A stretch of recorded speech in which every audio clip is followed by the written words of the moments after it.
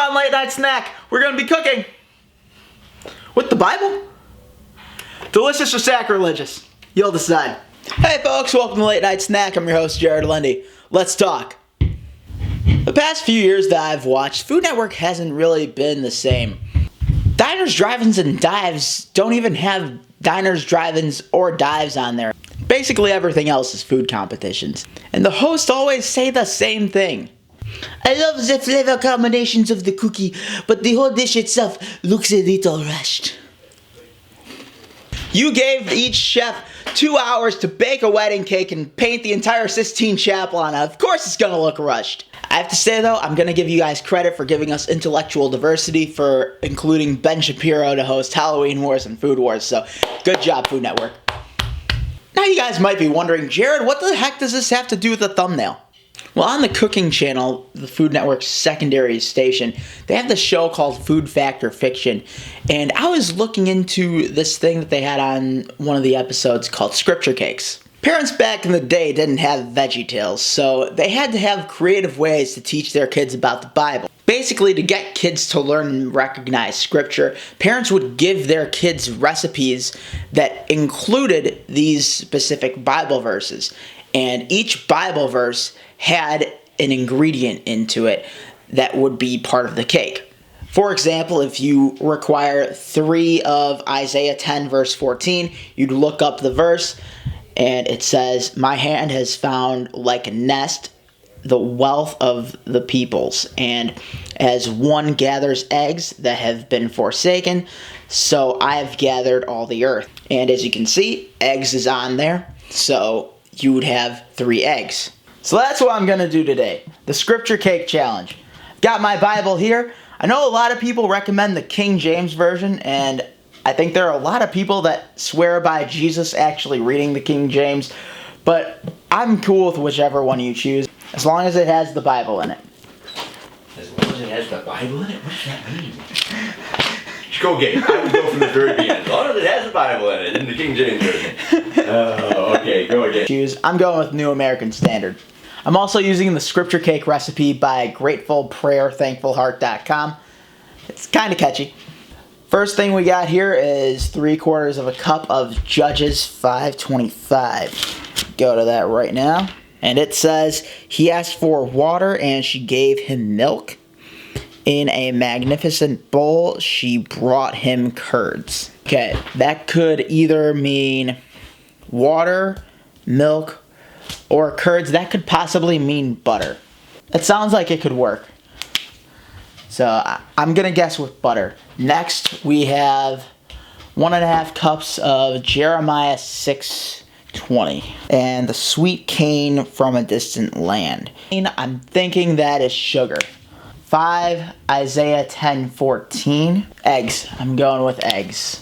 3 cups sifted Leviticus 24 verse 5. My guess it's something that has to do with something being sifted. Yeah, it sounds like flour. A 1/2 teaspoon of 2 Kings chapter 2 verse 20. That's salt. Leaven possibly means yeast. I'm not sure what else it would be. Just gonna write it on there right now. 2 Chronicles 9:9. It just says spice. So we're gonna have to guess with that. A 1/2 cup of Judges 4:19. So this has both water and milk. But I'm thinking, since this is a cake recipe, it could possibly be milk. I'm leaning towards milk, so I'm gonna go to milk. Finally chopped Jeremiah 24, 2 Samuel 16:1. I'm going with raisins on this. I'm gonna go with my gut and say almonds. The only 2 that I'm concerned with now are the 3 teaspoons of Amos 4 verse 5. I'm not sure what spices they're referring to for 2 Chronicles. Possibly say nutmeg? Baking powder is a chemical leavener. Maybe this makes sense after that. Nutmeg and cinnamon go well together, so I'm thinking that that's the spice that could be used.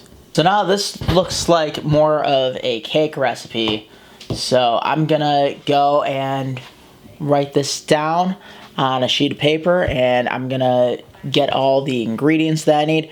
I think I just need to get the figs, raisins, and almonds, and I should be able to make this tomorrow. Alright, we're at day 2 of the scripture cake challenge.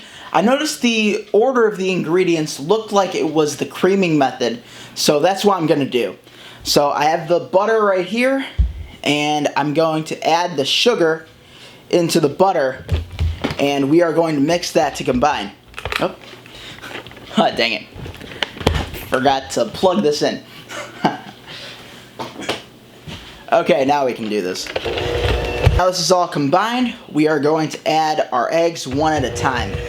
The next part of the creaming method requires that half of the dry ingredients goes into the bowl. Add in the wet ingredients, and we're just gonna finish that off with the rest of the dry. Now the last 2 things I've got are the raisins and the figs, and I'm not gonna add the almonds just yet because it says for garnish, so I'm assuming that we're just gonna place them on top of the cake when it's done. It's actually looking like a really nice cake batter.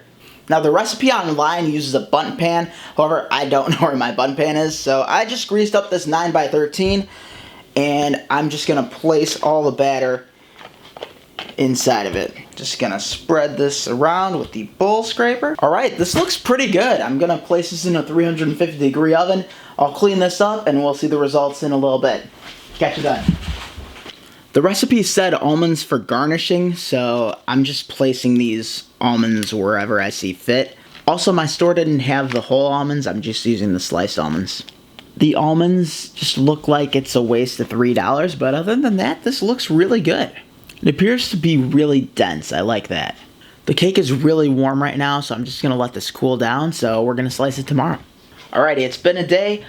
I have the cake cooled down, and this is the result. As you can see, we got some of the raisins and some of the diced fig are inside the cake, and now we are going to taste it. I've got a cup of milk, or as in the scripture cake, I have Judges 4:19. Let's try it. That is a really good cake. I take back what I said about the almonds being a waste of $3. I think the residual heat from that actually adds like a subtle almond flavor to it. This is a really good cake. Brought my sister here today, Sarah from Acoustic Truth. Official taste tester. Yeah. Oh yeah. And here's your own fork because of coronavirus. Got vitamin C anyways. I like the raisins, the cinnamon. Very good. I like it a lot. What's it called? Oh, it's the scripture cake. I like scripture too. Thank you. So there you go. Wait, what? That I did not tell you to do that. Bye. Okay, back to you, Jared. Thanks, Jared. This scripture cake challenge has given me a bunch of ideas for the channel, so stick around. Well, that's all the time we have for tonight, folks. Until next time, I'm Jared Lendy with Late Night Snack. Good night.